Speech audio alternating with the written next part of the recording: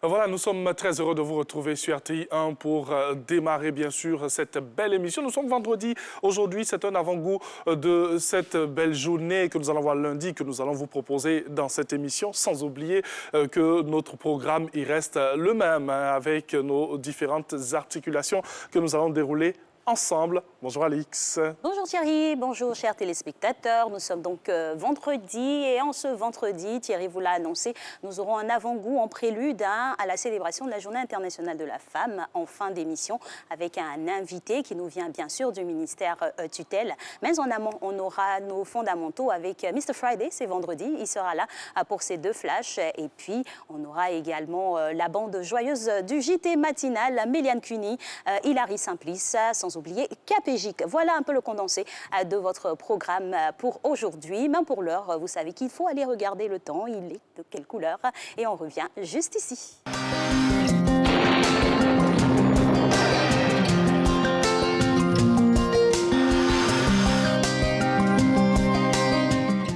Mesdames et messieurs, bonjour. Au cours de cette matinée, les régions du Nord et de l'Est seront sous l'effet de l'harmattan avec une légère atténuation du phénomène par la remontée des vents humides, notamment au nord-est et à l'est. Les régions de l'ouest, du centre, du sud forestier et du littoral est observeront du brouillard ou de la brume humide en début de matinée qui se dissipera pour faire la place à un temps partiellement nuageux et relativement ensoleillé. Côté température, le mercure affichera 26 degrés à Abidjan à Diaké, 24 à Bondoukou à Boaké, 24 degrés à Daloa à Dimbokro et à Gagnoa, 21 degrés à Korogo, 20 degrés à Moé au Diéné, 26 degrés à San Pedro et Sassandra, 25 degrés à Tabou et 24 à Yamoussoukro. Pour cet après-midi, le nord du pays sera sous l'influence des vents d'harmattan et on pourrait observer un temps peu nuageux, chaud et sec avec présence de brumes sèches. Dans la bande centrale, on aura quelques passages nuageux malgré la présence des vents secs et le temps sera nuageux sur les régions du littoral, du sud forestier et de l'ouest. On pourrait s'attendre en milieu ou en fin de période à des orages isolés accompagnés localement de pluie. Façon variable, le mercure affichera 32 degrés à Abidjan à Diaké, 36 degrés à Bondoukou, 35 à Boaké, 35 degrés à Daloa, 36 à Dimbokro, 35 degrés à Gagnoa, 37 degrés à Korogo, 35 à Mans, 37 à Odiéné, 32 degrés à San Pedro et Sassandra, 32 degrés à Tabou et 37 à Yamoussoukro. Et voilà, c'est tout pour aujourd'hui. Merci de nous avoir suivis et excellente journée du vendredi à toutes et à tous.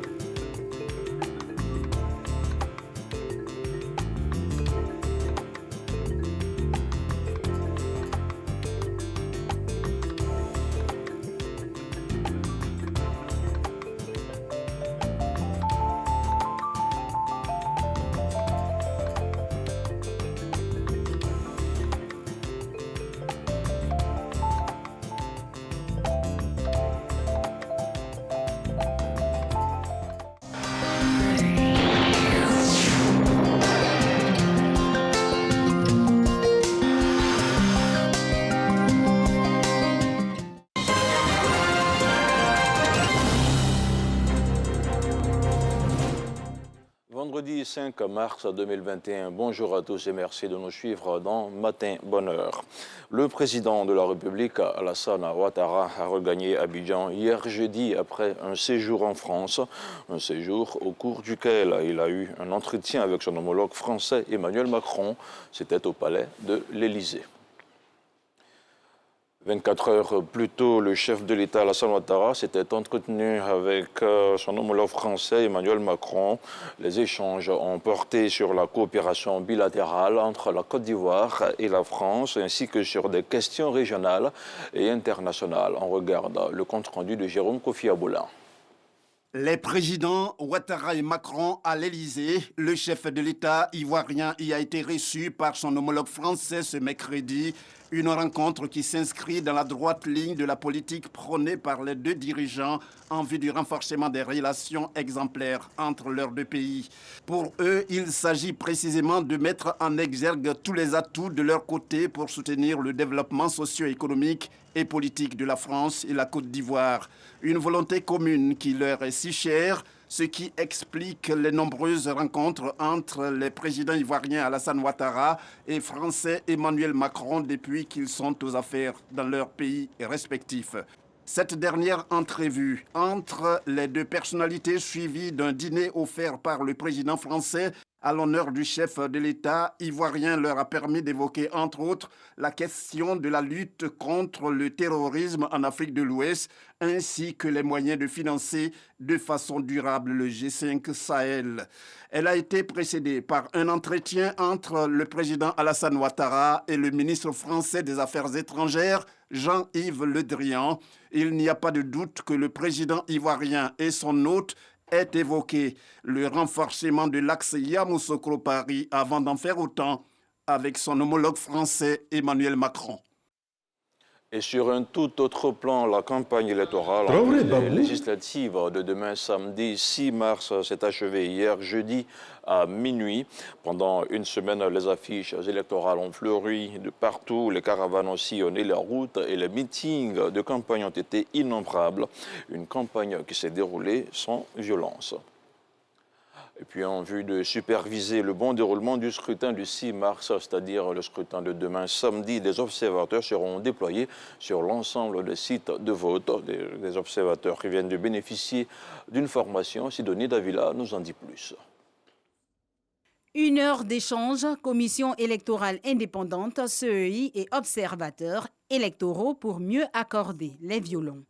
Pour des législatives paisibles, transparente et crédible, la CEI appelle à une meilleure collaboration le 6 mars prochain. Et nous sommes convaincus que votre présence permettra de renforcer la confiance entre les candidats et la CEI, mais mieux entre les électeurs et la commission électorale indépendante.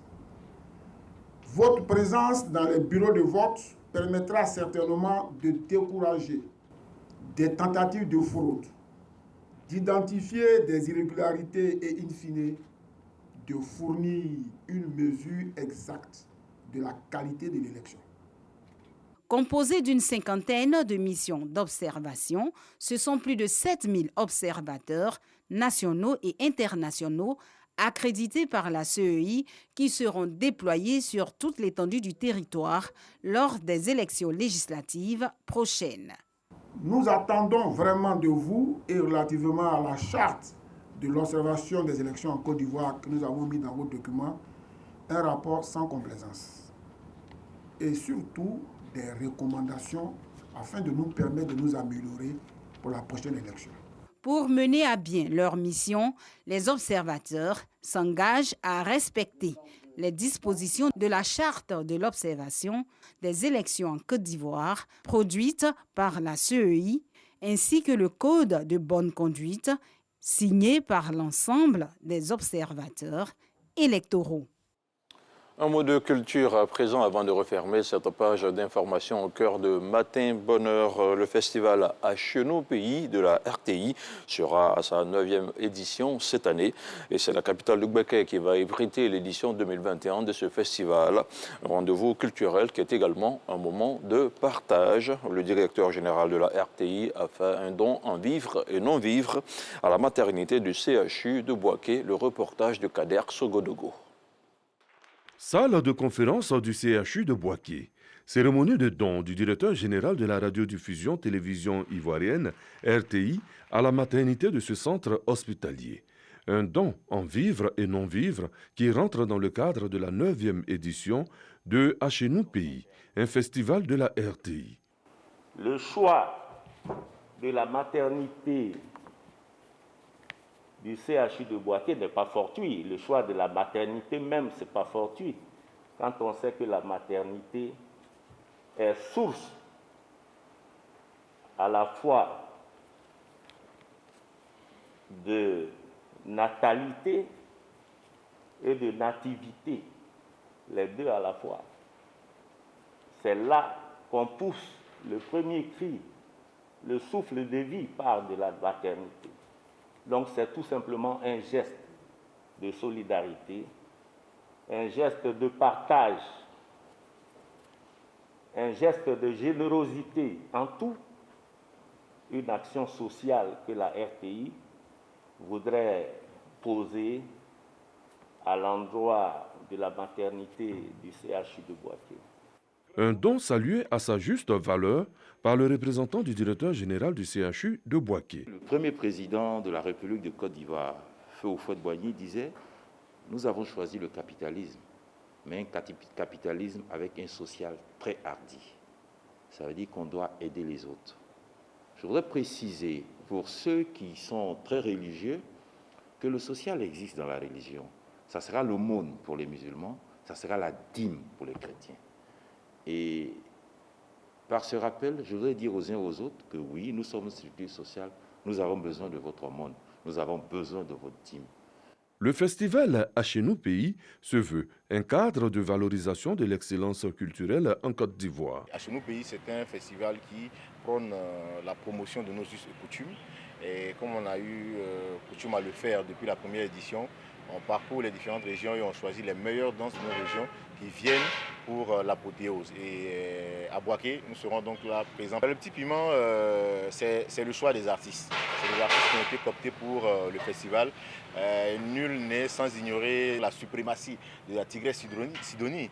Voilà, nul n'est sans ignorer le talent et le charisme de Luxon Pado. Nul n'est sans ignorer le talent fou de ces jeunes, les leaders.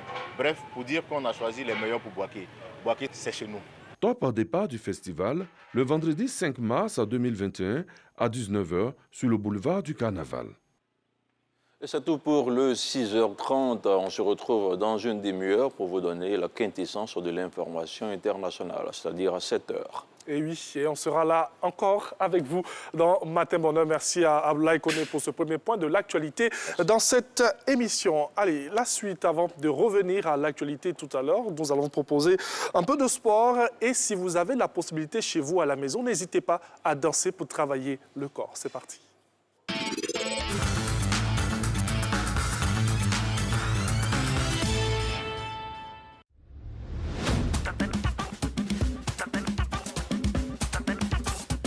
Salut à tous, j'espère que vous vous portez bien. Aujourd'hui, nous avons une séance de Djembel, fitness décalé. Mettez-vous en tenue, prenez une grande bouteille d'eau car nous allons transpirer ensemble.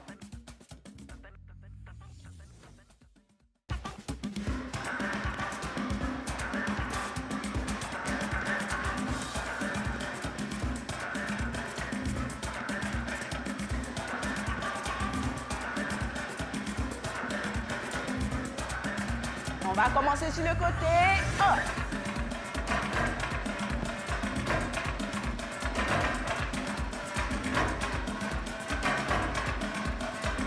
On va changer de côté.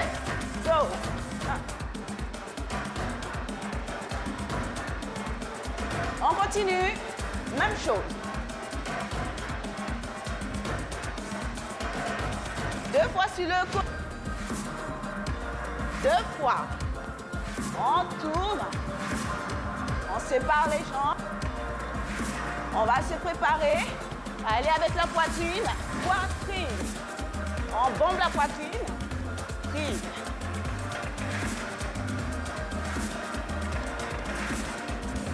On va aller pour le talon fesse, go. Oh. On va aller 2 fois une jambe, 2, 2.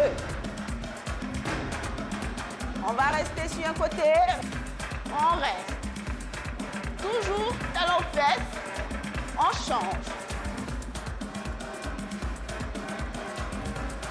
On va remuer les épaules, on tourne. On continue. On va se mettre de profil. De profil saute. 1.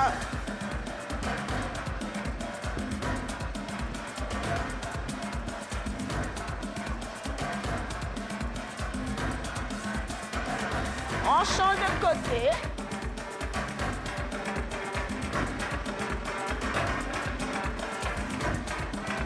Et.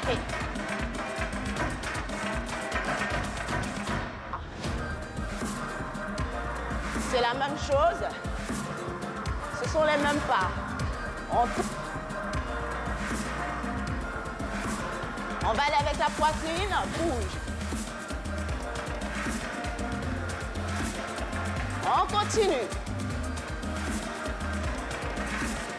Le dernier, talon fesse.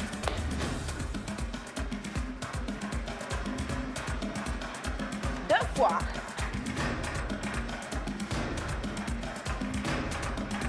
On va rester stable. Toujours talon aux fesses. On change, go.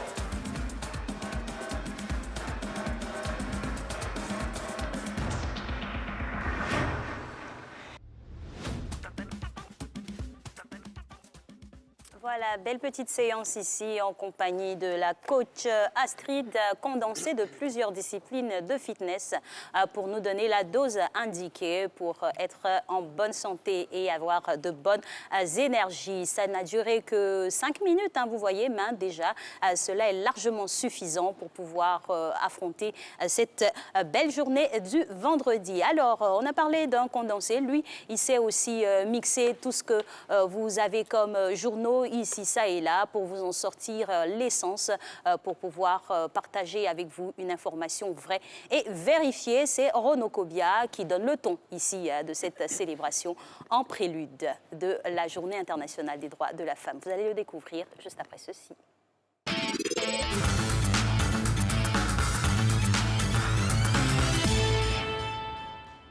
Et ce sera bien sûr tout en couleur avec lui. Bonjour Renaud. Bonjour Joël. Bonjour Alix. Bonjour.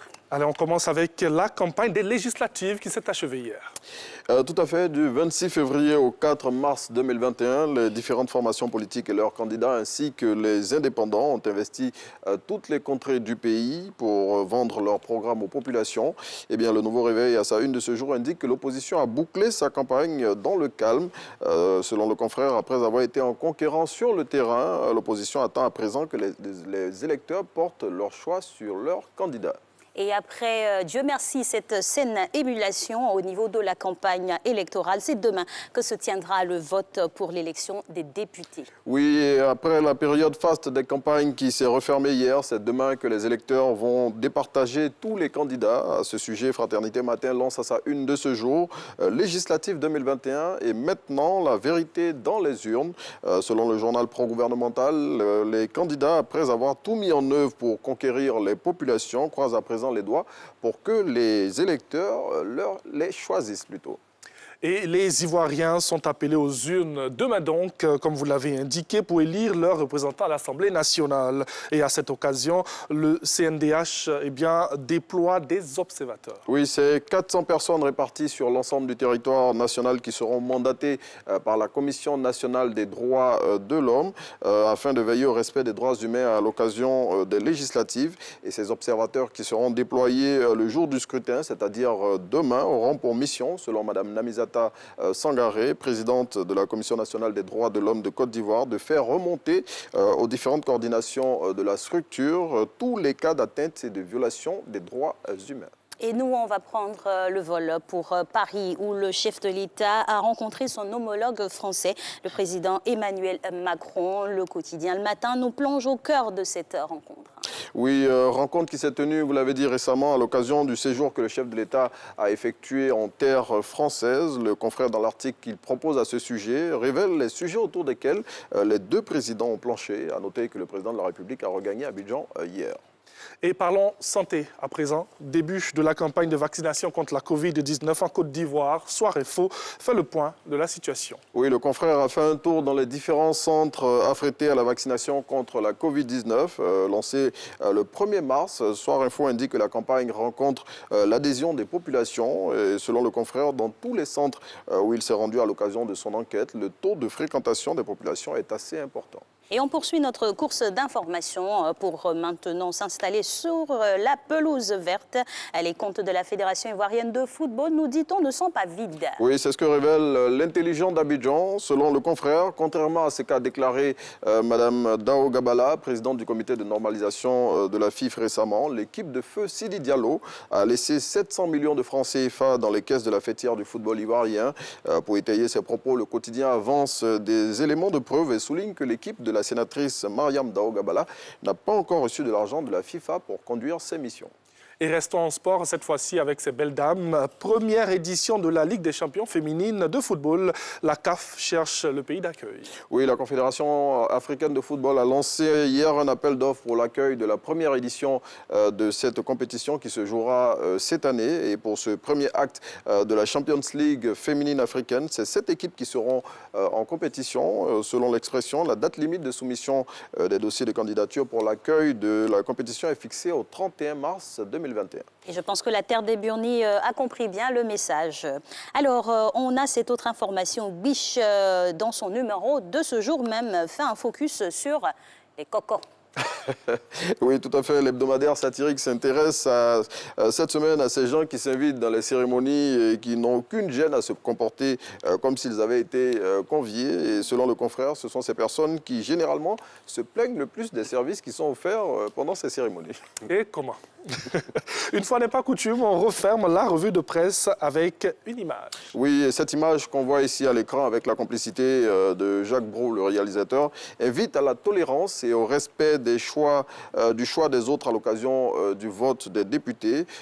Cette image s'inscrit dans le cadre d'une campagne de promotion de la non-violence à l'occasion des élections en Côte d'Ivoire, soutenue par l'Union européenne. Cette initiative est portée par le collectif Tache d'encre, qui est l'association des dessinateurs de presse et de bande dessinée de Côte d'Ivoire. En tout cas, c'est une belle initiative. On espère que les populations saisiront le message pour avoir des élections apaisées. Voilà. Aussi. En tout cas, tout s'est bien passé depuis le début de cette campagne. Oui, il n'y a pas eu d'incident majeur. Voilà, il faut continuer sur cette lancée. Pour que ça se referme en beauté. Tout à fait. Oui. Et bonne chance à tous.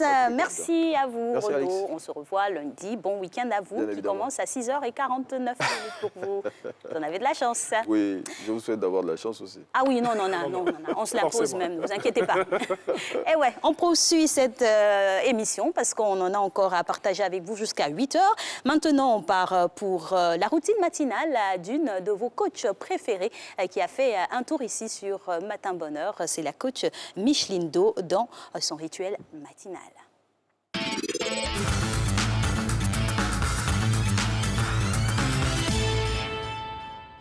Matin Bonheur, très heureuse de vous retrouver aujourd'hui pour vous partager mon rituel matinal.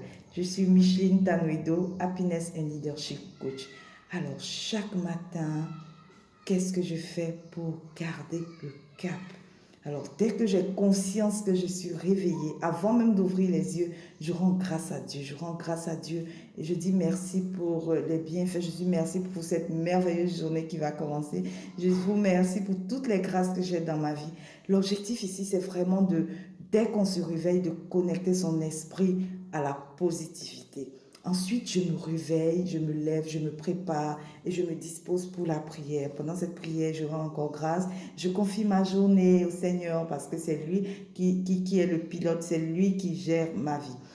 Ensuite, j'ai un exercice que je fais et qui particulièrement me fait beaucoup de bien. Donc, je m'efforce de le faire chaque jour. C'est l'exercice de la synchronisation interne. Quels sont mes objectifs? À quoi ressemblent les choses, sachant que tout s'est bien passé, comment je me sens, sachant que tout s'est bien passé. Alors quand je dis quels sont mes objectifs, je visualise un peu comme si j'étais devant un écran télé et je vois mes objectifs, la femme que je veux être dans 1 an, dans 2 ans, dans 3 ans, qu'est-ce que je veux être, faire et avoir. Je vois ces objectifs. Ensuite, à la question, à quoi ressemblent les choses, sachant que tout s'est bien passé, je vois distinctement dans les détails, à quoi est-ce que je voudrais que les choses ressemblent. Ensuite, comment je me sens, sachant que tout s'est bien passé. Je me mets dans la peau de la personne qui a déjà réalisé ce qu'elle veut réaliser. Je vibre, j'ai les émotions de joie, de plénitude. Et le secret ici, c'est que quand on fait cet exercice, ça nous connecte à notre vision, ça nous donne de l'énergie pour poser les actions de la journée, pour poser les actions qu'il faut. Ensuite, je file dans la douche et dans la douche, j'ai pour habitude de mettre de la musique. Je mets de la musique, ça peut être une musique de louange, d'adoration. Et là-bas, il arrive même que le matin, je danse sous la douche. Et tout ça, c'est pour me donner l'énergie pour continuer, pour avoir une belle journée. Lorsque je sors de la douche, je prends soin de moi et tout ça. Et l'idée ici, c'est vraiment de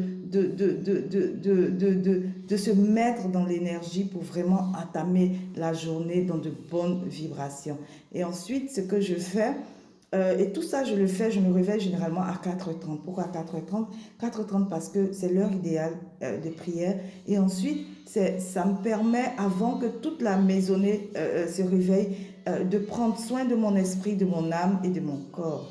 Et quand je finis tout ce processus, là, je commence à organiser ma journée, le temps que les enfants se réveillent et toute la maisonnée se réveille. Et lorsque tout le monde se réveille, nous avons un rituel matinal ici que nous faisons. On se fait plein de câlins, les enfants se réveillent, on se fait des câlins, on se dit « je t'aime ». Et ça permet vraiment de remplir notre réservoir d'amour et d'être efficace toute la journée, d'être focus toute la journée. Alors voilà.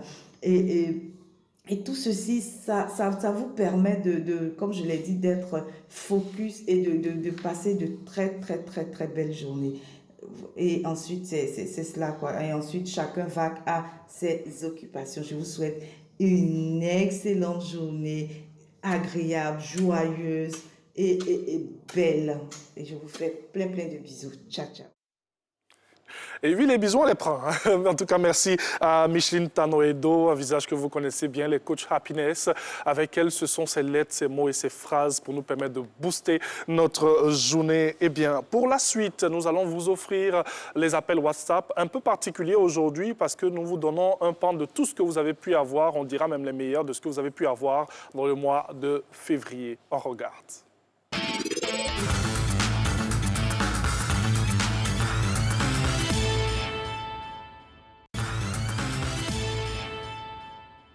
Bonjour à toute l'équipe de Matin Bonheur.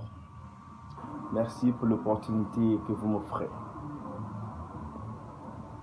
Quand je me réveille tôt le matin, je rends d'abord grâce à Dieu pour tous ses merveilles, ses bienfaits envers moi et envers toutes les familles. Ensuite, je me dirige dans les toilettes. Un bon bain. Fini, je m'habille. Je fais appel à ma chérie, ma femme bien-aimée. Elle me prépare un bon petit déjeuner. Un gaba puissant, bien pimenté. Et quand je finis tout, je prends mon petit, aussi bien habillé. On prend la route de l'école. Arrivé à l'école, le confie à sa maîtresse. Aussitôt, je me retourne et je prends la route. Bon petit boulot. Comme tout Africain, un job, un travail. Je vous remercie. Bonjour Matin Bonheur, bonjour à tous les présentateurs de l'émission Matin Bonheur. Nous sommes le couple Sabouyombo Kelly et Diri. Ce que nous faisons chaque matin quand on se réveille, nous avons un temps de méditation et de la prière ensemble. Et nous avons aussi une formation qu'on fait chaque matin avec notre équipe de l'ONG que nous gérons et le ministère Jeunes Adorateurs pour Christ. Et par la suite, on prend le petit déjeuner en famille et on travaille sur nos domaines d'activité qui est l'ONG Dieu Père des Orphelins que nous avons et avec les projets personnels également. Donc voilà comment organiser notre matinale tous les jours. Et vraiment, c'est un plaisir pour nous de partager cela avec vous. Merci beaucoup à l'équipe du Matin Bonheur pour cette opportunité. Et nous vous souhaitons une très belle matinée. Que Dieu vous garde et shalom. Shalom, shalom. Shalom à toute l'équipe de Matin Bonheur. Je suis J.C. Mondi, la Mondi. Écoute-moi, quand je me lève matin, je prends le soin de dire merci God. Merci God, merci God, pour son amour, la nuit et tout le temps, pour ma famille, ma femme et mes 2 enfants. Et j'aide ma femme à occuper des enfants pour l'école après avoir pris le petit déjeuner. Assis devant la télé, je prends l'info.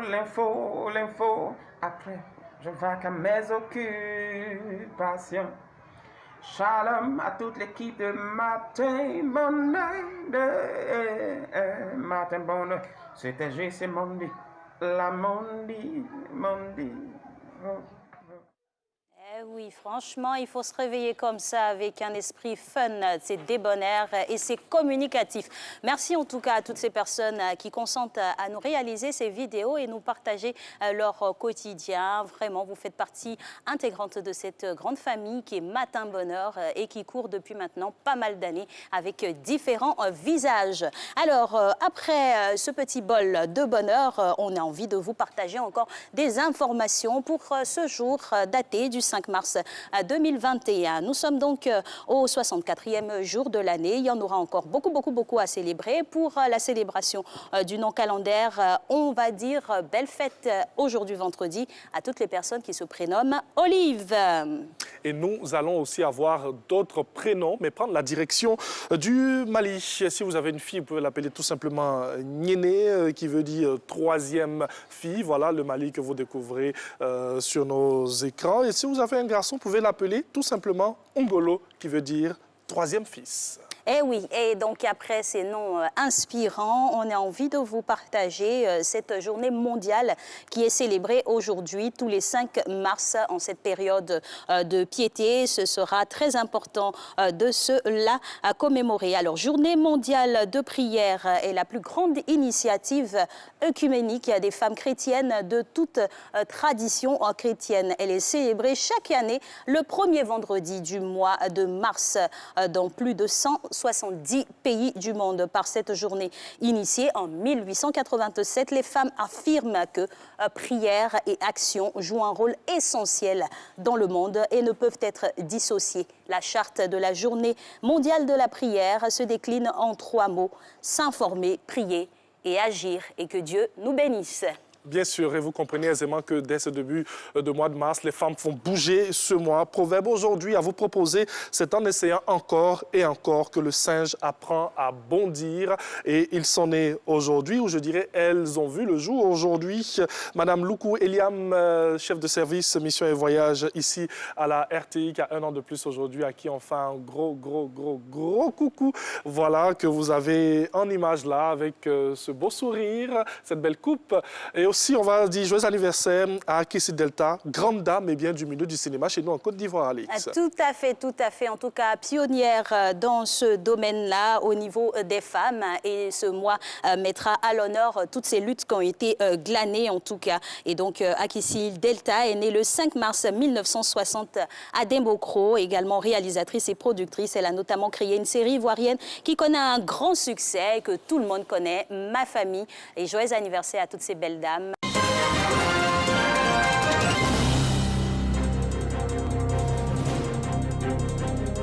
Rebonjour à tous ceux qui nous prennent en marche sur RTI 1, il est 7h et c'est l'heure de vous donner la quintessence de l'information internationale. Les manifestations contre l'arrestation de l'opposant Ousmane Sonko au Sénégal ont fait leur premier mort hier jeudi. À Dakar, les autorités ont suspendu 2 télévisions privées accusées d'attiser les violences et des médias jugés proches du pouvoir par l'opposition ont été attaqués dans la soirée.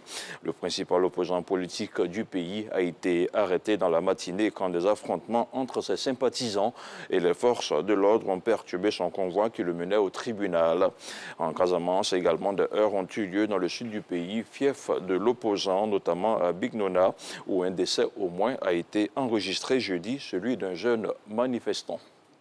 En Éthiopie, le Congrès fédéraliste Oromo a annoncé son retrait de la préparation des élections législatives du 5 juin prochain. Ses leaders Jawar, Mohamed et Bekele Gerba sont en prison depuis l'été dernier et hospitalisés actuellement après plusieurs semaines de grève de la faim. Mais malgré la popularité de cette formation dans l'Oromia, son retrait pourrait ne pas être un coup dur pour le Premier ministre Abiy Ahmed. Les responsables du Congrès fédéraliste Oromo OFC appelle à bâtir un consensus pour éventuellement revenir dans la course. Et puis en France, Yayaba, l'apprenti boulanger, ne sera finalement pas expulsé. Sa patronne Patricia Hiverna avait fait une grève de la faim pour alerter sur sa situation. Le jeune apprenti boulanger guinéen devrait voir sa situation régularisée dans les 6 prochains mois. Je vous propose d'écouter ici quelques réactions. Yaya, c'est la seule personne qui nous a demandé de venir ici en apprentissage parce qu'on est à la campagne, parce que c'est un travail quand même, il faut être extrêmement courageux, hein, on travaille une bonne partie de la nuit. Et pour lui, ça ne lui pose pas de problème, donc oui, on est très contents. Ça change énormément parce que ça apporte beaucoup de droits, ça m'apporte beaucoup de droits que je n'avais pas avant. Le droit de me former professionnellement, le droit de travailler, le droit de rester sur le sol français, le droit de vivre sereinement, sans peur ni crainte. Toujours en France, on parle cette fois-ci de politique. L'ancien Premier ministre qui était poursuivi pour complicité et recel d'abus de biens sociaux a pris acte avec satisfaction de la décision de la Cour de justice de la République qui reconnaît enfin son innocence. Plus de 25 ans après sa campagne présidentielle malheureuse, Édouard Balladur a été relaxé quand son ministre de la Défense, François Léotard, a lui été condamné à 2 ans d'emprisonnement avec sursis et 100 000 € d'amende pour complicité d'abus de biens sociaux. Un sentiment de satisfaction pour lui et ses avocats qui se prononcent. On les écoute. Édouard Balladur est enfin innocenté. La Cour de justice de la République vient de le relaxer, purement et simplement, de l'ensemble des accusations qui étaient portées contre lui, par une décision extrêmement motivée, fondée notamment sur des éléments factuels précis. Il est donc désormais jugé et reconnu qu'Édouard Balladur n'a jamais mis en place ni participé à un système frauduleux de rétrocommission. On finit avec une note de santé. L'OMS enregistre une remontée des cas de Covid-19 en Europe après 6 semaines de déclin.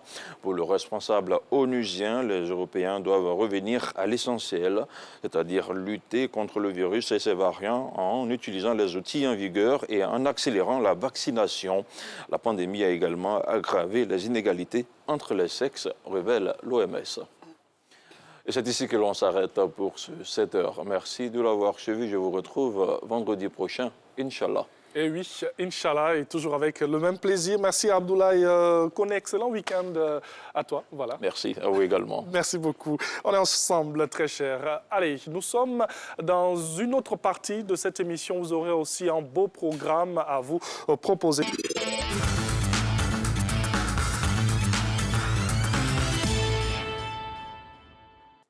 Et la dite équipe est déjà bien installée. Ce JT matinal, il sera slamé, il sera d'abord croqué avec Hilary. Bonjour et bienvenue. Bonjour, bonjour, comment ça va? Ça va bien, on voulait te mettre en jambe un peu, tu vois. D'accord, c'est parti alors. Vas-y. C'est parti alors. Alors, législative, la campagne bat son plein. Depuis quelques jours, la campagne législative rentrée dans sa phase active bat son plein. En effet, toutes les artères des grandes villes et des bourgades sont envahies par toutes sortes d'objets de campagne, affiches, t-shirts, voitures brandées à l'effigie des candidats dans l'optique évidemment de séduire les électeurs. Précisons cependant que la campagne a pris fin hier. En tout cas, que le meilleur gagne, mais que gagne réellement un député ivoirien? La question mérite d'être posée. Le député, il gagne donc un bon salaire, une prime d'installation, des exonérations fiscales, etc. Au total, un député n'est pas une personne dépitée, mais plutôt une personne réputée. On comprend dès lors cette course pour le Parlement pour garantir le mangement, comme on dit, à Abidjan. C'est important. Présidence de la CAF, Anouma, toujours dans la campagne. Que se passe-t-il pour l'élection à la présidence de la CAF? En tout cas, cela ressemble à une cabale pour favoriser le candidat sud-africain Patrice Motsepe au détriment de l'Ivoirien Jacques Anouma, car la FIFA prône le consensus des autres candidats autour du Sud-Africain. Et un accord de principe aurait été conclu à cet effet au Maroc. accord justement que dénonce Jacques Anoma, qui trouve dans cet entretien à l'AFP le 2 mars dernier que la méthode, et je cite, pas trop démocratique. Et il poursuit. Je suis choqué. On met plus en avant une distribution de postes qu'un accord pour aller vers l'unité. En somme, c'est comme si on disait aux autres candidats, vous avez raison, mais cette fois-ci, laissez comme ça. Patrice Motsepe sera président de la CAF, un point, un trait. Assurément, des tours de passe-passe dans le milieu du football qui mettent le football dans une mauvaise passe. Et on pourrait ajouter, c'est vraiment pas fair play, ça. France, Nicolas Sarkozy condamné, 3 ans de prison dont un ferme, tel est l'énoncé du sévère verdict à l'encontre de Nicolas Sarkozy, ancien chef d'État français, par le parquet national financier. Pour mémoire, il était poursuivi, entre autres, pour l'affaire de trafic d'influence dite des écoutes. Mais ce dernier envisage de saisir la Cour européenne des droits de l'homme, comme il le dit dans un entretien au Figaro, car il remet en cause la légalité des dites écoutes. Un feuilleton judiciaire en perspective, rien n'est moins sûr. Certaines mauvaises langues disent que le fantôme de Kadhafi le poursuit. Affaire à suivre et à poursuivre. Birmanie, des morts parmi les manifestants. 38 morts parmi les manifestants pour le retour à la démocratie en Birmanie, qui réclamaient simplement le retour à l'ordre constitutionnel. Tel est le bilan de ce mercredi qu'on pourrait qualifier de journée la plus sanglante, car les forces de l'ordre continuent de tirer à balles réelles dans certaines villes de l'intérieur pour disperser les manifestants. Pour rappel, le 1er février dernier, le gouvernement d'Aung San Suu Kyi, alors Premier ministre, avait été renversé par une junte militaire qui, depuis lors, bataille vaille que vaille pour se maintenir au pouvoir. Bimani Mani s'interrogerait donc les gaietés de Daloa. Pour dire, il y a quoi? Franchement, qu'est-ce qui se passe finalement dans ce pays? Tellement de rebondissements et voilà, d'insécurité comme ça sur plusieurs cycles, c'est pas bien. En tout cas, merci beaucoup à Hilary Simplice pour le JT croquet. On passe à un autre moment avec le JT slamé en compagnie de Monsieur Slam. Oui, Abidjan va trop vite. Chaque jour, il y a un nouveau. Tu veux bien t'affairer, t'inquiète pas, c'est mon boulot. Vendredi matin, bonne heure, on allume la flamme. On te donne des nouvelles d'ici et d'ailleurs, en slam. Corona, tu as trop régné, bientôt c'est fini. Il y a foule de maladies, mais toi seul tu joues les John Brie. Mais chaque marmite a sa fermeture, chaque bus a son terminus. Les chercheurs ont beau minds pour découvrir le calmant de ton virus. 500 000 doses pour notre vaccination. Corps habillés, médecins, enseignants vont d'abord passer à l'action. Chacun doit prêter son bras pour la potion magique. Population, n'ayez pas peur, il n'y aura rien de tragique. Bientôt, on va s'embrasser, se faire à tout comme avant. Mais franchement, on est fatigué d'être soufflé par ce vent. On voyait ça dans les films, ou bien loin de nous, en Colombie. Déjà, ici aussi, il y a Pablo Escobar de Koumassi. C'est les 1 tonne, 7 tonnes, je ne parle pas de cacao. L'ampleur nous étonne, les montants nous mettent KO. 25 milliards de francs CFA investis dans la poudre blanche. Détrompe-toi, c'est pas Eskelly qui a passé la commande. On dit c'est Ali le douanier, fonctionnaire de notre État, bien connu par les artistes pour ses gestes à leur égard. Bravo à la gendarmerie qui a mis la main sur le paquet. La coque a fini dans la flamme et le dealer au parquet. Dans les victimes de Corona, évidemment, il y a le sport. Depuis mars 2020, le football local est au point mort. Sans oublier les gbang-gbang qu'il y a eu à la FIF. 1 an de chômage, nos joueurs ont oublié comment on fait un tir.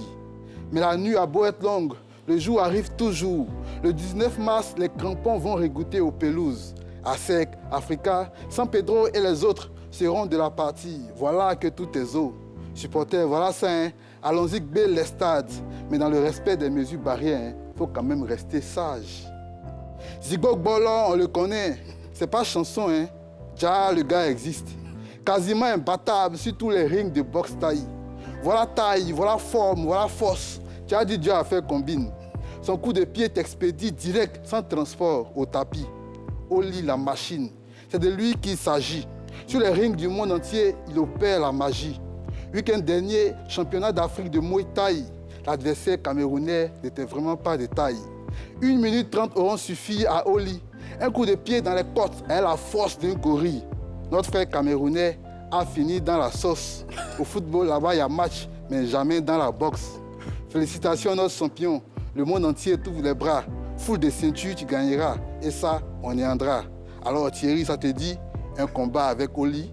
Non, ça va, merci. Abidjan va trop vite, donc oui, trop chaque jour, il y a un nouveau.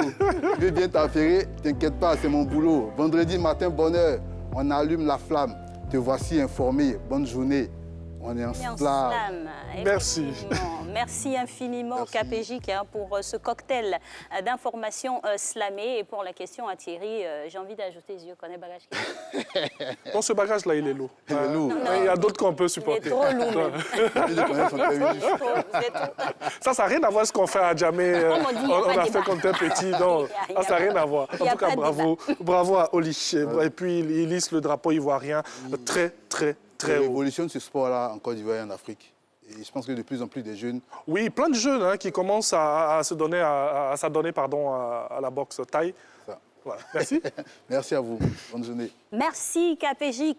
Et on reçoit maintenant la dame de la team du JT matinal pour la vérification de rigueur pour cette semaine. C'est Méliane Cuny qui est déjà installée. Vous allez la découvrir juste après ça.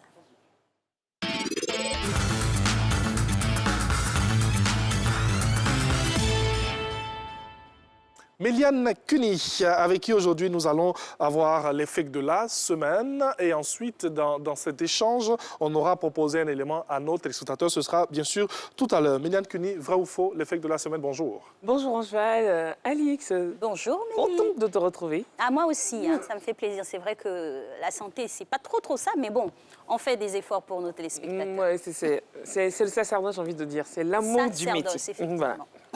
Qui a menti? La première information concerne encore la Covid-19. On nous disait comme ça que il y aura pas mal de grossesses en milieu scolaire et tout à cause de la Covid. Et comment? Mais justement, c'est faux, parce qu'ils se sont basés sur des études en rapport avec l'Ebola qui datent de 2014, qui disaient que dans cette période-là, justement, étant à la maison, on a une croissance des grossesses. Donc, ils sont basés sur ça et ils ont annoncé tout de suite que oui, on aura des grossesses et tout. Mais c'est faux. Il faut juste mener les études, voilà, faut vérifier, et puis voilà. avoir des chiffres fiables et puis on verra bien si ça corrobore ou ça ne valide pas. La deuxième information, on a notre Premier ministre qui a été, dont le visage a été utilisé pour un photomontage, comme quoi une interpellation avec Interpol et tout. Ah, mais c'est faux. C'est vrai que c'est une interpellation d'un chef de la drogue, mais c'est pas le monsieur. Ouais. Ils ont juste traficoté l'image, voilà, comme ça. Ils ont mis ça. Quand on regarde, on sent même que c'est faux. Ouais. Oui, franchement, il faut vraiment se départir des émotions. On ne peut pas regarder tout de suite du premier abord. C'est sûr que c'est un montage. En plus, toutes nos bonnes ondes et nos prières accompagnent le Premier ministre actuellement en Europe pour des soins. Oui. Voilà. Donc, pourrait avoir... Superposition d'événements, voilà, il faut éviter cela. Et on a dit, on va regarder une vidéo. Vous allez voir, aujourd'hui, on va proposer à nos téléspectateurs comment une fake news est montée. On regarde. Ce document dévoile la date programmée du 3e confinement, le 21 mars 2021. Mais c'est moi qui l'ai créé de toutes pièces, pour les besoins d'une expérience. Depuis, il a été partagé des milliers et des milliers de fois sur les réseaux sociaux. Allez, je vous explique. Tout commence quand je vois tourner sur les réseaux sociaux ce document-là. Un tableau censé provenir du Haut Commissariat au Plan, l'organisme que préside François Bayrou, et qui dévoilerait le plan du gouvernement pour ces prochains mois, à savoir la date du 3e confinement, la construction de camps pour isoler les malades, la mutation programmée du virus, la date à laquelle les militaires seraient déployés, etc., etc. Et là, je m'aperçois que ce document a été partagé des dizaines de milliers de fois sur les réseaux sociaux, qu'il y a donc une quantité importante de gens qui prennent ce tableau au sérieux, qui le prennent pour un document officiel, alors que, ça se voit, il a été rédigé en 3 minutes sous Word ou sur OpenOffice. Franchement, sur le moment, j'ai du mal à y croire. Et puis je décide de faire une expérience et de voir à quel point un document bidon peut être pris au sérieux et à quel point un faux grossier peut se propager rapidement sur les réseaux. Alors voilà, je prends 10 minutes de mon temps pour bidouiller un faux document sur Photoshop. Je chope le premier document officiel qui me tombe sous la main en recherchant sur Google et je décide de m'inspirer de la façon dont il est construit. Un numéro de référence, un titre, note d'information, un code barre en bas, etc. Et donc c'est parti, je crée mon faux doc en quelques minutes. Je copie-colle l'entête d'un papier du ministère de l'Intérieur, je copie-colle le code barre en bas, je décide que l'expéditeur du document sera la Direction Générale de la Sécurité Civile et de la Gestion de Crise. Ça fait sérieux. Je rajoute un flou sur le texte pour le rendre un peu dégueulasse. Comme tous les docs qui traînent sur les réseaux sociaux, ça donne l'impression que le document a circulé, qu'il a été enregistré, encodé, compressé. Ça fait tout de suite plus vrai qu'un PDF tout propre, tout net. Ensuite, je note la date. Paris, le 10 novembre 2020. Toujours avec un flou dégueulasse. J'ajoute une fausse référence. Et puis le destinataire. Mesdames et messieurs les préfets de région et de département. Ici, je mets la petite note d'information relative à la gestion de crise de l'épidémie de Covid-19. Je rajoute des faux noms que je censure en noir, histoire de faire mystérieux. Et là, j'ajoute mon texte principal, que je floute, comme le reste. En coordination et sous l'autorité du haut-commissaire au plan, il est demandé aux préfets et aux autorités locales en charge de la gestion de crise d'accorder une attention particulière aux mouvements sociaux susceptibles de manifester contre le confinement.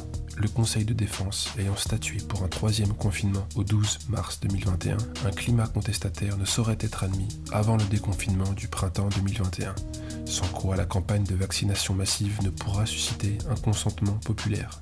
Le ministère de l'Intérieur, le Haut Commissariat au Plan, ainsi que le service central du renseignement territorial attendent que leur soient transmis des rapports quotidiens suivant la norme 564P. Évidemment, c'est une norme inventée, je ne m'embête même pas à en chercher une vraie. Et la date du 12 mars 2021, je la prends aussi totalement au hasard. Je fais même une faute d'orthographe au mot « suscité ». Voilà, mon document est terminé, mais je décide d'ajouter une petite marque très discrète, histoire d'incruster la preuve que c'est bien moi qui ai fabriqué ce document. Voilà ce que je décide d'insérer dans le document. C'est du morse, et ça signifie faux. Je le place discrètement entre le drapeau et le ministère de l'Intérieur. Je baisse son opacité, histoire que ce soit vraiment très discret, et j'enregistre le document en le compressant à mort, histoire de rendre le truc encore plus dégueulasse. Sous certaines publications, sur les réseaux sociaux, on retrouve parfaitement ce petit code en morse. Mais les gens se partagent le document à partir de screens, puis de screens faits à partir d'autres screens, ce qui dégrade encore plus la qualité du document. Parfois, en augmentant l'exposition, malgré la compression, on retrouve tout de même mon petit morse, mon petit code. Parfois, la compression détruit ce petit détail. Bref, en tout cas, en 10 minutes, j'ai créé un faux document qui annonce la date d'un 3e confinement déjà planifié par le gouvernement. Maintenant, pour continuer l'expérience, il faut le balancer sur les réseaux. Alors je me crée un faux compte Facebook et je commence à le poster sur quelques pages en tout genre, en précisant juste que je tiens ce document d'un ami qui travaille au ministère de l'Intérieur. Sauf qu'au bout de 15 minutes, Facebook détecte que mon compte est suspect et le désactive. Je n'ai eu le temps de poster le document que sur 4 pages Facebook et des petites pages, pas des pages avec des centaines de milliers de membres. À ce stade de mon expérience, je suis persuadé que ça ne va pas marcher. Je n'ai pas eu suffisamment de temps pour le diffuser. Nous sommes le 16 novembre, il est 19h. Mercredi 18 novembre, moins de 48 heures après la fabrication de ce fake grossier, le document devient viral. Il est partagé des milliers et des milliers de fois sur Twitter et sur Facebook. Le prochain reconfinement est planifié pour le 12 mars, voire la note au préfet. Un 3e confinement en France pour mieux faire accepter le vaccin.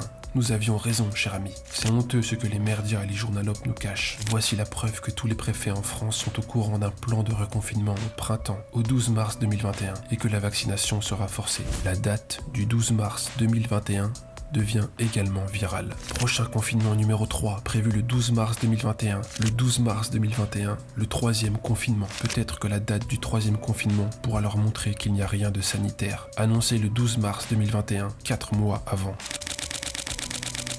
Mon faux document est tellement viral que les médias s'en emparent. France Info, 20 minutes, L'Indépendant, l'AFP, Orange Actu, etc. Les médias contactent la Direction générale de la sécurité civile et de la gestion de crise.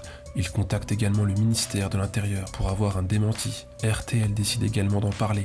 Certaines publications virales annoncent déjà une troisième vague. Un document, a priori officiel, logo avec la devise française et émanant de la Direction générale de la sécurité civile avec le texte suivant. Et puis le 20h de TF1. Une folle rumeur court sur les réseaux sociaux ces derniers jours. Document à l'appui, elle affirme qu'un troisième confinement est déjà prévu et même programmé à une date très précise. Troisième confinement au 12 mars 2021. Toute cette agitation, créée par un faux document fabriqué en 10 minutes sur Photoshop et balancé sur 4 petites pages Facebook. Alors oui, je comprends tous ces gens qui n'ont plus confiance en rien. Les médias, les politiques, les élites en général ne suscitent plus de confiance. Les gens doutent de leurs paroles. Ils craignent d'être manipulés. Et ça se comprend. Le doute est sain. Mais le doute ne doit pas disparaître dès lors qu'une information provient d'un canal autre que les grands médias ou les gouvernements. Pourquoi devrions-nous être moins méfiants dès lors qu'une information provient d'un réseau social, d'un anonyme, d'un blog quelconque? Si vous mettez de côté votre capacité de douter, votre recul critique, dès lors qu'une information ne provient pas du pouvoir, alors vous devenez une proie facile, manipulable, à la merci de tous les charlatans.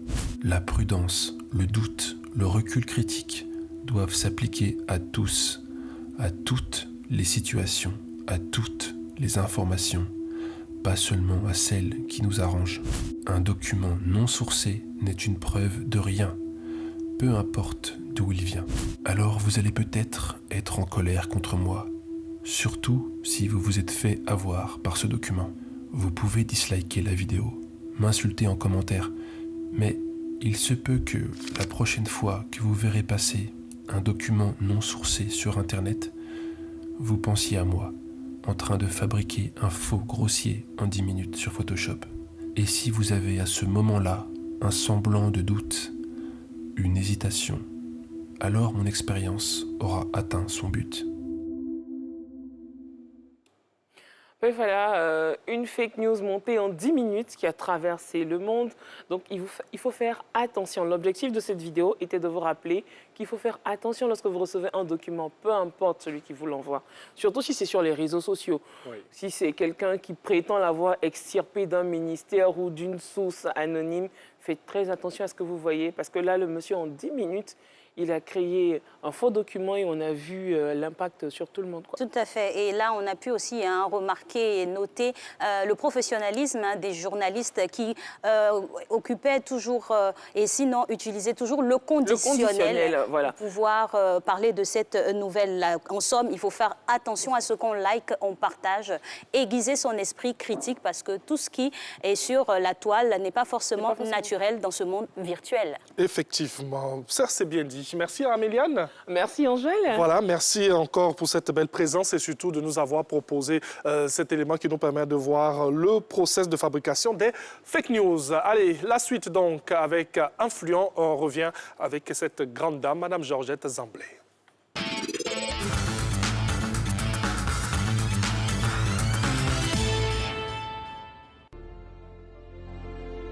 Je suis Georgette Zamblé-Ballier, psychologue.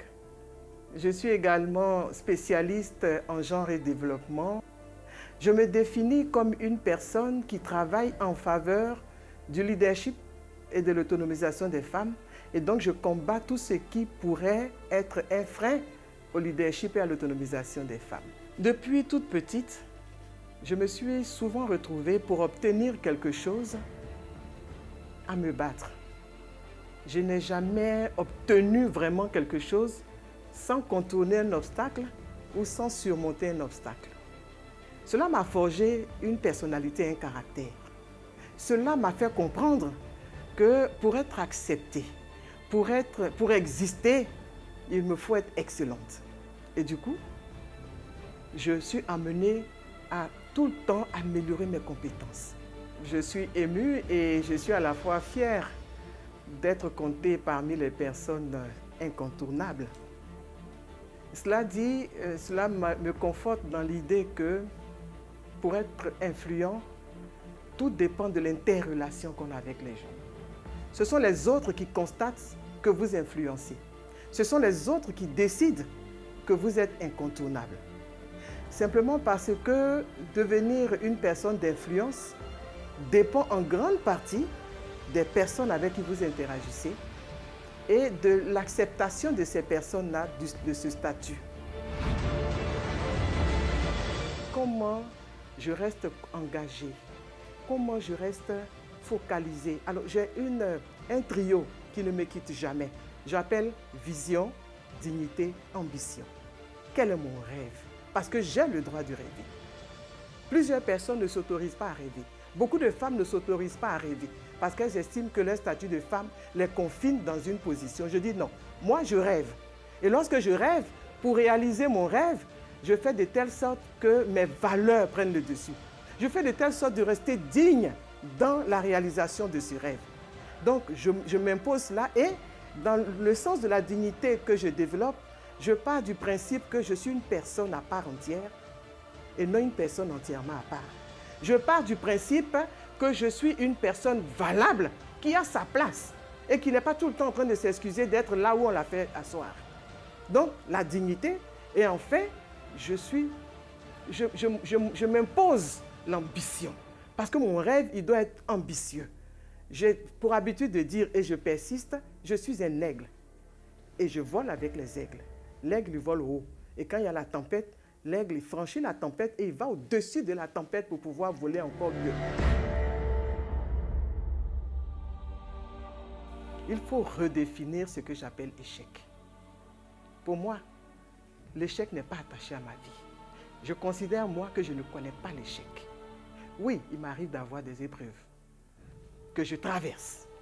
Il m'arrive d'être affecté momentanément par des épreuves. Mais j'ai appris à transformer cela en défi. Je suis une personne naturellement optimiste. Et de toutes les façons, je me suis toujours dit, je n'ai pas le choix. Je suis celle qui doit se relever par elle-même. Si je suis pessimiste, je n'existe plus. Ensuite, il est important de rester positif mentalement. Mais si je commence par me dire, oh, devant telle situation, je ne peux rien, je vais compter sur des personnes qui vont venir faire quelque chose pour moi. C'est un peu le modèle qu'on a souvent donné aux femmes du milieu rural. Lorsque vous arrivez, lorsque vous essayez de voir comment elles peuvent s'organiser pour être meilleures, ah, venez nous aider. On leur a servi le discours de « on va vous aider ». Le discours de « vous êtes des bénéficiaires passives ». Et donc, elles attendent que tout vienne de l'extérieur. Lorsque j'ai conscience de qui je suis et que j'accepte cela, lorsque la perception que j'ai de moi est la bonne, et lorsque je suis convaincu que je dois être là où il faut et que je mérite encore mieux, je développe la confiance en moi. Si je veux réussir, je suis obligé de développer la confiance en moi et non en quelqu'un d'autre. Lorsque vous avez confiance en quelqu'un d'autre, vous devenez moins performant parce que vous avez mis tout votre espoir et toute votre destinée aux mains de cette personne. Donc je m'arrange pour être autonome et je ne compte que sur moi. Et à me dire, si demain Georgette Zamblé-Ballier n'est pas là, qu'est-ce qu'elle laisse? Qu'est-ce qu'on retient d'elle? Qu'est-ce qu'elle a apporté dans son parcours? De quoi les générations suivantes vont se servir? Comment elle a inspiré les autres? C'est cela aujourd'hui finalement que je me dis que je dois faire. Parce qu'on est tous en pèlerinage.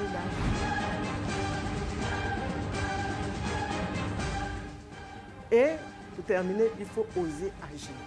Il faut oser agir. Si on s'assoit, personne ne fera à notre place. C'est le message que je donne toujours aux plus jeunes. C'est le message que je donne toujours aux plus âgés. C'est le message que je donne à ma génération et aux générations futures. Je reste convaincue qu'en Afrique, et notamment en Afrique de l'Ouest francophone, nous avons des femmes et des filles qui ont le potentiel et qui ont la capacité à apporter leurs réponses, à apporter leur contribution pour répondre aux défis de plus en plus complexes de développement. Et retour sur le plateau de la matinale. À l'instant, nous avions un fluon avec ce beau clin d'œil au docteur Adonis, parti hélas trop tôt. Mais on a eu en tout cas une autre femme principale de cette capsule-là, Madame Zamblé-Georgette, combative, perspicace, en tout cas une femme optimiste qui fait preuve de beaucoup de sororité. Vous me direz qu'est-ce que c'est, mais en tout cas c'est la qualité qui lui est dévolue de partager son savoir et d'aider d'autres femmes à pouvoir hisser le drapeau et de pouvoir aussi s'épanouir et être des modèles de leadership. Alors, on espère en tout cas que ce destin-là sera aussi octroyé à cette belle dame qui est sur ce plateau pour nous présenter aujourd'hui un mets spécial pour aujourd'hui. C'est la chef Awa Cléban qui est là dans la rubrique Petit-Déj.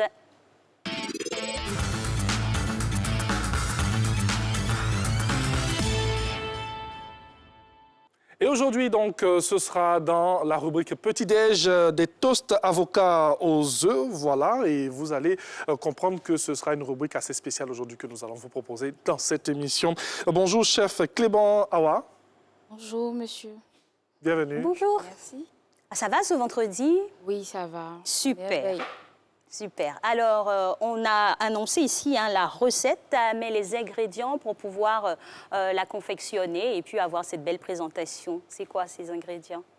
Comme vous entendez bien, toast d'avocat aux œufs. Donc, pas besoin de grandes choses. Juste des tranches de pain complet avec de l'avocat, des œufs et juste quelques petites tranches de tomates pour la décoration. D'accord. OK. Combien de minutes?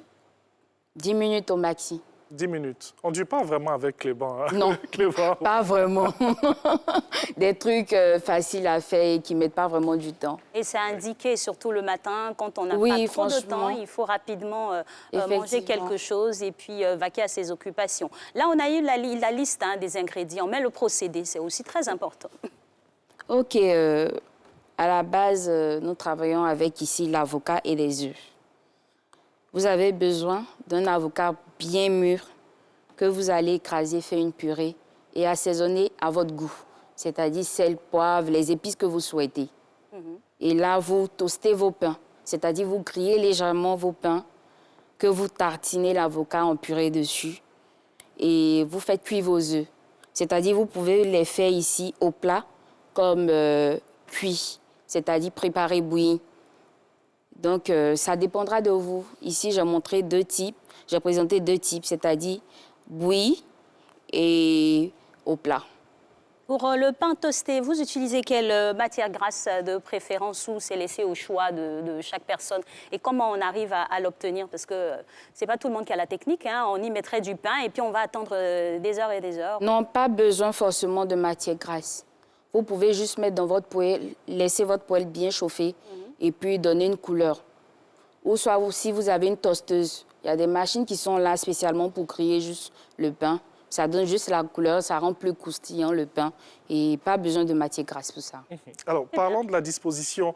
Ça dépend de tout un chacun. Et puis, on peut ajouter aussi autre chose? Oui, vous pouvez faire, selon votre choix, il y a plusieurs ingrédients. Vous pouvez le manger simple, sans l'avocat, ou soit avec l'avocat simple aussi. Mais pour donner plus de goût, plus de saveur, les œufs vont avec. D'accord. Et il n'y a pas une sauce qui accompagne? Non, pas de sauce. Pas de sauce. Étant donné que vous faites la purée de l'avocat avec un peu de vinaigrette, c'est-à-dire huile, sel, poivre, pas besoin de sauce pour ça. Très bien. Donc, rapidement, le matin, on fait ça. Oui, en 10 minutes. 10 minutes, et puis, bon, on peut commencer la journée, quoi. Effectivement, vous démarrez une bonne journée. Oui, c'est vrai qu'il y a de l'avocat, il y a des œufs avec du pain, mais ce n'est pas forcément bourratif. Non, c'est pas bourratif, c'est léger. 2 tranches, franchement, c'est bon. 2 tranches? Oui, 2 tranches de pain, comme vous le voyez ici. C'est vraiment bon. Pas besoin de trop. OK. Ça a réussi à rassasier une personne. Ça, c'est un repas pour une personne, c'est ça? Bon, c'est en temps normal, c'est un petit-déj. Comme vous pouvez le prendre en place, ça dépend, chacun a son estomac. D'accord. Non, mais vous qui connaissez les quantités, vous savez oui, effectivement, ça peut... ce qui peut caler quelqu'un, quoi. Avec un verre de lait ou soit de thé, Franchement, vous démarrez une bonne journée avec. Voilà qui est bien précisé, voilà qui est bien dit. En tout cas, ce repas, il est magnifique. Il sera dégusté comme à l'accoutumée par un de nos invités. Aujourd'hui, invité spécial en la personne de Monsieur Diabaté Swalio, service communication du ministère de la Femme, de la Famille et de l'Enfant. On vous l'avait annoncé en prélude à cette célébration de la journée du 8 mars. C'est lundi, mais aujourd'hui, Matin Bonheur vous donne un avant-goût. Bonjour, Monsieur Diabaté. Bonjour, madame. Bienvenue. Merci beaucoup. Bonjour, bienvenue sur notre plateau. Donc, Alice l'a bien indiqué, bientôt la Journée internationale des droits de la femme. On en parlera avec vous, bien sûr. Vous êtes du service communication du dit ministère. Alors, mais avant, quand même, on va vous permettre de déguster, hein, de goûter quand même notre plat du jour. Avec beaucoup de plaisir. Et ensuite, on peut rapprocher le plat de... Oui, du monsieur. Voilà. Oui. Mesure d'hygiène. Tout à fait, oui, effectivement. Avec un gel. Bien sûr. C'est un toast qui n'a pas besoin forcément de couvert pour se déguster. Voilà. Monsieur Diabaté va tester ce toast avocat œuf de la chef. Bon, choisissez, vous avez le choix entre les œufs au plat et les œufs cuits. Les œufs au plat, les œufs cuits. Voilà. D'accord. C'est assez... Tu peux y aller? Allez-y. On en profite pour saluer toutes les personnes du ministère qui nous regardent. Wow. Ah, mais c'est bien, c'est bien. Carton plein pour la chef, donc. Et voilà. Ça peut aller? Plus besoin d'avoir vos impressions, parce que l'onomatopée... Oui. Donc, merci beaucoup, c'est très bon. On peut lui en donner encore? Oui, si. Bon. Allez-y. Voilà, merci beaucoup. Et l'assiette vous sera réservée par la chef et vous aurez le temps de terminer votre petit déjeuner. Le temps pour nous d'échanger un peu sur cette célébration. On a en ce 8 mars prochain la célébration de la Journée internationale pour les droits de la femme. Notre pays ne restera pas en marge. On a un thème phare à développer. Qu'est-il pour cette année? Alors, avant toute chose, je voudrais vous dire merci. Merci à la RTI qui s'associe au ministère de la Femme, de la Famille et de l'Enfant pour célébrer la femme. Et bien entendu, madame, il y a 50 ans, nous sommes allés sur la Lune. Et la décennie dernière, nous avons pu découvrir, n'est-ce pas, de nouveaux ancêtres. Ça veut dire que l'homme a cette intelligence-là de produire des choses qui dépassent souvent notre entendement. Mais malgré tous ces progrès, bien entendu, aucun pays n'a encore atteint l'égalité des sexes. Alors donc, cette année, situation sanitaire oblige, et le thème va avec, promotion économique et sociale de la femme face à la Covid-19 pour une Côte d'Ivoire égalitaire. C'est le thème national qui a été retenu par le gouvernement ivoirien, proposé par le ministère de la Femme, de la Famille et de l'Enfant. Et c'est un homme qui le dit si bien. Voilà. Alors, pour cette édition 2021, spécificité, bien sûr, de la dite édition. Alors, la spécificité de l'édition 2021 qui va se tenir donc à Jacquesville le 13 mars prochain.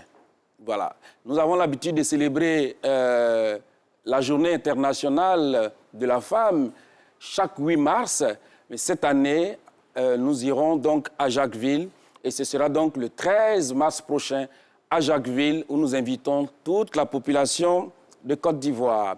Alors donc, pour revenir à votre préoccupation, en fait, il faut dire que la Journée internationale de la femme, la célébration donc de cette Journée internationale de la femme, c'est tout un programme, c'est une période. Et au cours de cette période, nous avons plusieurs activités. La spécificité cette année, c'est que nous aurons dans ce que nous appelons le village de la GIF, le village de la Journée internationale de la femme. Eh bien, c'est une exposition de ce que les femmes savent faire, leur savoir-faire, leur savoir-être, mais également leur savoir-avoir. Eh bien, nous aurons à Jacquesville des expositions, des stands vont être donc faits et confectionnés pour ces femmes qui viendront donc montrer à la communauté nationale, mais également à la communauté internationale, puisque nous travaillons avec des partenaires internationaux, eh bien, le savoir-faire, le savoir-être des femmes ivoiriennes. Mais cette année, la particularité sera mise sur l'association des chercheurs, des femmes chercheurs de Côte d'Ivoire. l'Association des femmes chercheurs de Côte d'Ivoire, eh bien, cette association sera invitée cette année à exposer sur ce que font les femmes chercheurs pour la population. Vous n'êtes pas... vous savez tous que l'institution aujourd'hui qui est donc au devant de la riposte contre la COVID-19, eh bien, c'est bien l'Institut Pasteur de Côte d'Ivoire et cet institut est dirigé par une femme. Voilà, il y a bien d'autres exemples. Donc, ça sera la spécificité cette année de recevoir des chercheurs femmes qui viendront donc exposer sur les produits qu'elles ont pu, les produits de recherche, bien entendu, qu'elles ont pu trouver et qui est donc important pour la population, pour toute la population, femmes comme hommes. Vous voyez que les femmes pensent à tout le monde. Bien sûr. Tout à fait. En tout cas, nos respects et salutations adressés à Mme Dosso Mireille, qui est la directrice de ce centre qui fait beaucoup et qui a fait beaucoup depuis la survenue de la Covid ici en Côte d'Ivoire. Alors, on a un thème, c'est vrai, et le thème, il change à chaque année. Est-ce qu'on peut quand même faire le bilan du thème antérieur? Parce que, mine de rien, cette journée est faite pour la célébration des droits, sinon la lutte pour atteindre une certaine égalité, une certaine équité. Très bien. Alors, il faut le dire, l'agenda du genre n'a pas changé. Les ambitions sont les mêmes, les objectifs sont les mêmes. Il faut faire avancer la cause de la femme.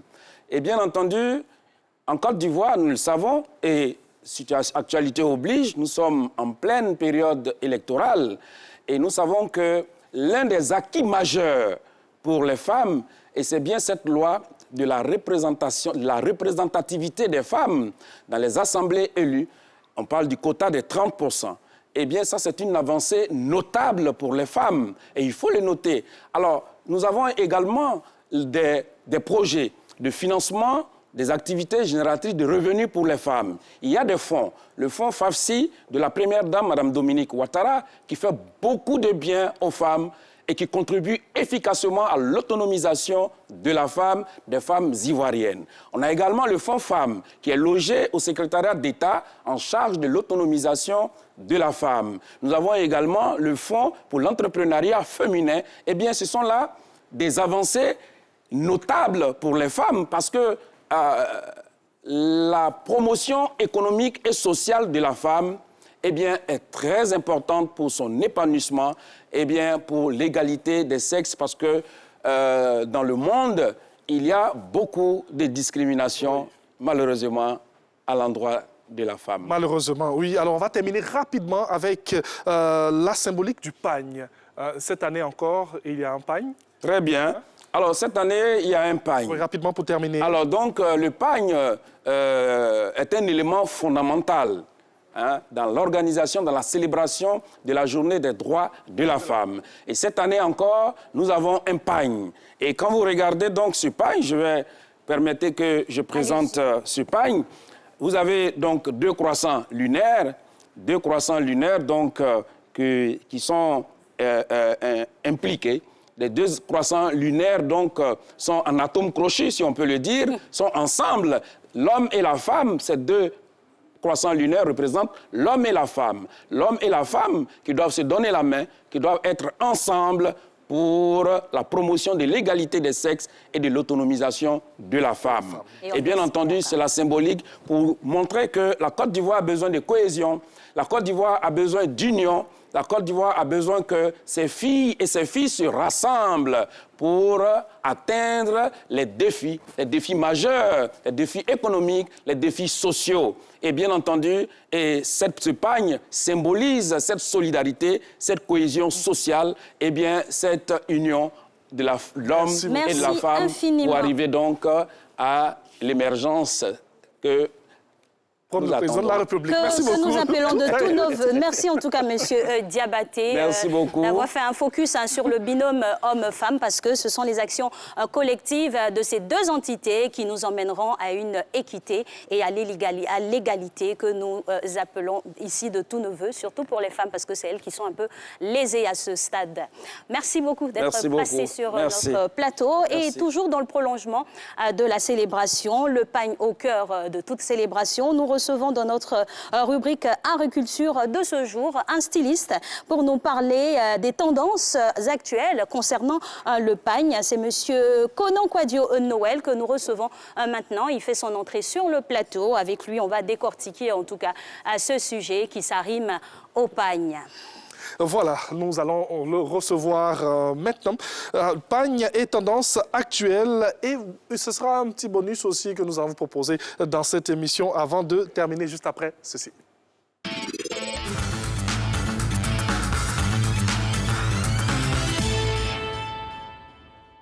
Et voilà, de retour, Monsieur Conan est installé, il est habillé, en tout cas très bien habillé d'un pagne, voilà, matière qu'il pratique au quotidien. Alors, on parle de pagne et de tendances actuelles, la question elle est directe, hein. Qu'est-ce que nous voyons maintenant, qu'est-ce qui fait la mode, pour ainsi dire? Bonjour Alice et bonjour Angeval. Bonjour. Bonjour à toute l'équipe de Matin Bonheur pour cette opportunité que vous m'accordez de présenter ma collection pagne. D'abord, pourquoi le choix sur le pagne? Parce que la tendance actuelle, c'est le pagne qui est plus porté. Aujourd'hui, on se permet de faire le pagne avec tout, les blazers, les tuniques, les costumes, les habits de mariage. Même des gilets aussi. Oui, des gilets comme ce que je porte. Oui. Il n'y a plus de restrictions aux différents modèles de tenues avec le pagne. Le pagne s'utilise partout. Oui, le pagne s'utilise partout. Comme le pagne est roi. Le pagne, la matière est faite à la base du coton. Oui. Et au départ, le pagne était un peu négligé parce que certaines personnes pensaient que c'était réservé aux personnes âgées. Aujourd'hui, grâce aux jeunes créateurs que nous sommes, nous avons valorisé le pagne. Aujourd'hui, le pagne est beaucoup porté, c'est ce qu'on voit partout. On disait aussi que c'était surtout pour les femmes, mais les hommes portent le pagne, de plus en plus les hommes portent le pagne. Les hommes portent le pagne parce qu'aujourd'hui, comme je disais tout à l'heure, on fait des gilets et des tenues près du corps, des costumes. Avant, les costumes, c'était fait avec des tissus. Et aujourd'hui, on fait des blazers avec le pagne, des pompeuses, même des chapeaux, des chaussures, des souliers même à la base du... Le pagne se décline sous plusieurs formes et plusieurs coutures. Là, on est en train de découvrir en même temps vos mannequins habillés de vos pièces. Vous pouvez nous les décrire ici. Qu'est-ce que monsieur et madame portent? Là, à côté, nous avons un boubou qu'on appelle 3 pièces. Et à côté, nous avons une charmante dame qui est habillée en marinière près du corps. Et vous voyez, le haut est évasé, bien évasé, avec une jupe, on peut aller partout avec. Et un mélange vous voyez que les deux forment un bon couple aussi. Un mélange de broderie aussi. Oui, avec un mélange de broderie et les manches qui sont faites avec la dentelle. Voilà. En tout cas, c'est un beau mélange, effectivement, avec ces matières. Et on a encore d'autres modèles à présenter, à proposer, le temps que voilà, les premiers mannequins poursuivent le défilé. On en a d'autres qui font leur entrée ici sur le plateau de la matinale. Petit décryptage avec ces fleurs. Avec le pagne, on fait tout. Vous voyez là, ce que porte cette demoiselle, c'est une salopette qui est faite avec le pagne surtout. Les bijoux assortis avec le pagne. J'ai utilisé les mêmes motifs pour faire la médaille, la chaîne et les boucles. Juste à côté aussi, vous voyez, c'est que la deuxième porte, c'est un mourouba accompagné d'un chapeau. Oui. Vous voyez, et tout ça, c'est ce qui fait la tendance actuelle avec une ceinture à la taille. Une ceinture qui va avec les poches aussi. Oui, avec les poches, un mélange. C'est un mélange de plusieurs tissus, hein. Il y a un autre tissu. Voilà. Et ça, c'est vraiment relax à porter. C'est relax, on peut aller partout avec, à des cérémonies, partout. Voilà. Très bien. Et ça ne met pas du temps à confectionner parce qu'avec nos chers amis, les couturiers, les timings, ce n'est pas très évident. Voilà, bon, c'est vrai, ce n'est pas évident, mais ça met un peu du temps quand même. D'accord. Environ combien de temps? Parce que si quelqu'un veut commander une telle tenue... Bon... Pour le délai? Une à 2 ou 3 jours.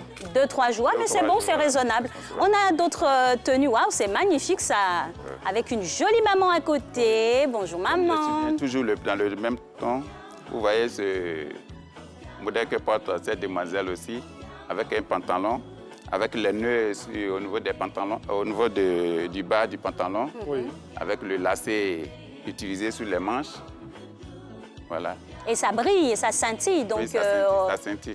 On pourrait porter avec pour une sortie. Oui, on peut partir partout avec. Parce que comme je disais, le pagne est beaucoup porté aujourd'hui. Oui. Aujourd'hui, on peut se permettre d'aller partout avec le pagne. Dans toutes Avant, les on était un peu complexé. Oui, je suis habillé en pagne, je ne suis pas bien habillé. Aujourd'hui, le pagne est accepté partout. Tout à fait. Vu que le pagne est beaucoup travaillé aujourd'hui. Bien sûr. Comme la maman que vous avez... Ce que la maman porte, vous voyez un peu ce qu'elle porte. C'est toujours le pagne, accompagné d'une pochette faite avec la broderie. C'est quoi comme modèle spécifique que la maman porte? Ce qu'elle porte, ça c'est une marinière près du corps. D'accord. Une marinière près du corps. Ça change hein, des anciennes marinières qu'on avait l'habitude de voir. Oui, c'est différent. En fait, il y a une grande différence. Comme je vous ai dit, nous avons valorisé, nous avons travaillé. C'est différent aux marinières qu'on voyait à l'époque. À l'époque, c'était des grands boubous. Tout à fait. Comme maintenant, ça prend la forme. Donc, à toutes les cérémonies, on peut porter. On sent que la maman est très à l'aise. Oui, accompagnée, sa pochette. Assortie. Elle est vraiment super bien habillée. En tout cas, on va permettre à nos mannequins peut-être de faire un dernier tour de passage. Le temps pour nous, voilà, de conclure cette émission en votre compagnie. Vous nous avez donné les délais hein, de confection pour ces différentes tenues. En moyenne, c'est vraiment minimum ou maximum, c'est combien de jours? Une semaine. Maximum une semaine. Une semaine, voilà. On ne dépasse pas. On ne dépasse pas. Et on va parler aussi de la célébration. Cette période de célébration de la Journée de la Femme, c'est sûr que vous êtes surbookés. Comment vous vous organisez? Bon, pour la fête de la femme, comme je vous ai dit, tout ça, c'est l'organisation. Hein. Voilà, c'est l'organisation. Voilà, c'est l'organisation. Il y a un timing, comme vous avez dit. Chaque dépôt, on a nos calendriers, on a notre agenda, on sait comment donner les choses pour que les rendez-vous soient respectés. Okay. C'est sûr que vos clientes auront le sourire en ce matin, en ce vendredi, parce qu'elles seront bien habillées le lundi, il n'y aura pas de faux rendez-vous. Non. Dieu merci. Je pense que tous les clients seront satisfaits. Merci, Kaka Fish. Merci, je vous en prie. Allez, nous, on va terminer cette émission. On espère que vous avez passé un bon petit moment en notre compagnie. C'est une belle semaine qu'on a eue. On se dira au revoir et on va se retrouver lundi, Chalix. Tout à fait. Dieu voulant, on se revoit lundi pour partager encore d'autres informations et poursuivre cette aventure. Passez un agréable week-end et puis restez sages. Voilà, merci beaucoup et portez-vous bien. Joyeux anniversaire à Fabrice Assis de la part de Méliane Cuny. Petite information qu'on nous glisse avant la fin de cette émission. Que Dieu vous garde. Au revoir.